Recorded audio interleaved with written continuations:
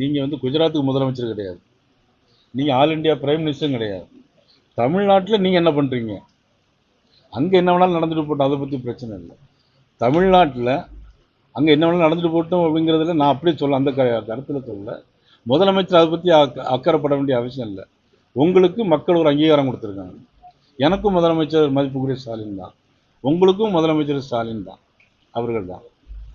நீங்கள் உங்களுடைய கடமையை என்ன செஞ்சுருக்கீங்க? காவல்துறையை கட்டுப்பாட்டுக்குள்ள வச்சுருக்கீங்களா? இல்லை. கஞ்சா போதைப் பொருள் எங்கே இருக்குது? எல்லா இடத்துலையும் கிடைக்குது. பெத்தமைட்டின் பெத்தடின்னு தான் முந்தி கேட்டேன். பெத்தமைட்டின் ஒரு துணி வச்சு மோந்து பார்க்கறதுங்கிறாங்க, புகை பிடிக்கிறதுங்கிறாங்க, என்னதுன்னு தெரியல இப்போ. அது மட்டும் இல்லை, நீங்கள் பார்த்தீங்கன்னா எல்லா கொலைகளுமே கஞ்சா போட்டுட்டு தான் பண்ணுறாங்க. நான் அது உண்மையில் நான்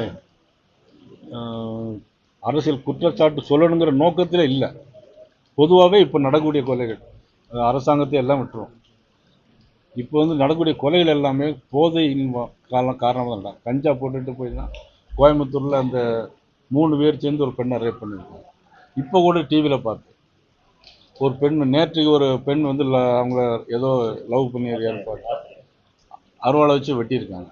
இது வந்து இப்போ நிச்சயமாக நான் வந்து ஓப்பனாக சொல்கிறேன், திமுக அரசு நான் குறை சொல்லலை.